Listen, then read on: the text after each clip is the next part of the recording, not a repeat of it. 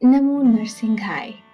नमस्कार दोस्तों, आप सभी को नरसिंह जयंती की हार्दिक शुभकामनाएं।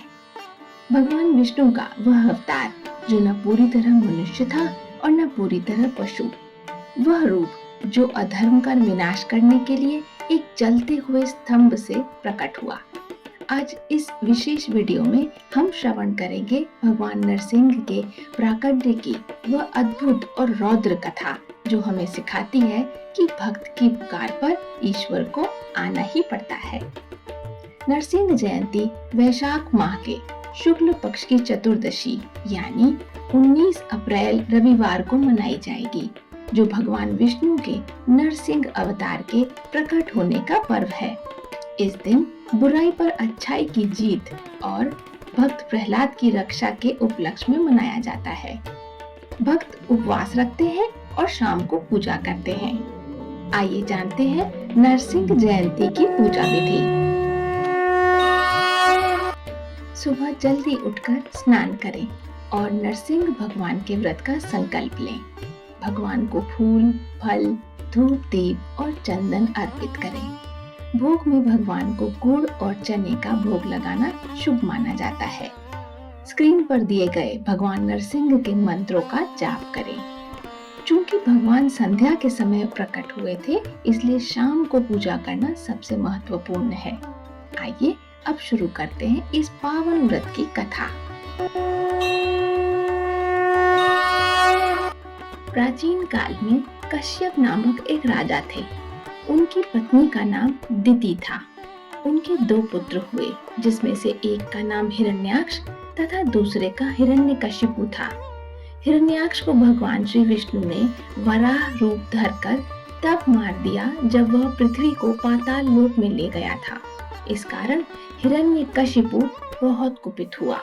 उसने भाई की मृत्यु का प्रतिशोध लेने के लिए कठिन तपस्या करके ब्रह्मा जी और शिव जी को प्रसन्न किया।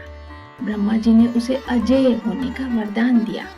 यह वरदान पाकर उसकी मति मलिन हो गई और अहंकार में भरकर वह प्रजा पर अत्याचार करने लगा।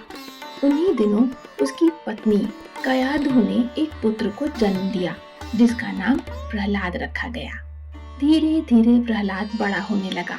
हालांकि उसने एक राक्षस के घर में जन्म लिया था, किंतु राक्षसों जैसे कोई भी दुर्गुण उसमें नहीं थे।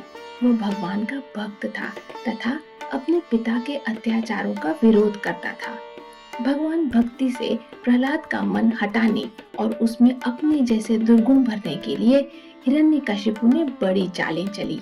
नीति अनीति सभी का प्रयोग किया, किंतु प्रहलाद अपने मार्ग से नहीं हटा। अंत में उसने प्रहलाद की हत्या करने के बहुत से षड्यंत्र रचे, मगर वह सभी में असफल रहा। भगवान की कृपा से प्रहलाद का बाल भी बांका न हो सका। एक बार हिरण्यकशिपु ने अपनी बहन होलिका की गोद में बैठाकर प्रहलाद को जिंदा ही चिता में जलवाने का प्रयास किया। होलिका को वरदान था कि वह आग में नहीं जलेगी, किंतु उस आग में होलिका तो जलकर राख हो गई और प्रहलाद जस का तस रहा। जब हिरण्यकशिपु का हर प्रयास विफल हो गया, तो एक दिन क्रोध में आग बबूला होकर उसने म्यान से तलवार खींच ली और प्रहलाद से पूछा, बता तेरा भगवान कहाँ है? विनम्र भाव से प्रहलाद ने कहा, पिताजी, भगवान तो सर्वत्र है। क्या तेरा भगवान इस स्तंभ यानी खंबे में भी है? प्रहलाद ने कहा, हाँ, इस खंबे में भी है। यह सुनकर क्रोधांध हिरण्यकशिपु ने खंबे पर तलवार से प्रहार कर दिया। तभी खंबे को चीरकर श्री नरसिंह भगवान प्रकट हो गए और श्री हिरण्यकशिपु को पकड़कर उसे अपनी जांघों पर डालकर उसकी छाती अपने नखों से फाड़ डाली।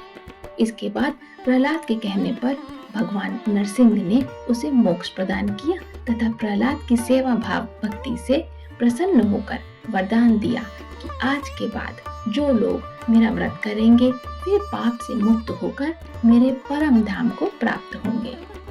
तो भक्तों, ये थी भगवान नरसिंह और उनके परम भक्त प्रहलाद की विजय गाथा। ये कथा हमें विश्वास दिलाती है कि चाहे बुराई कितनी भी शक्तिशाली क्यों न हो, सत्य और भक्ति की शक्ति के सामने उसे झुकना ही पड़ता है।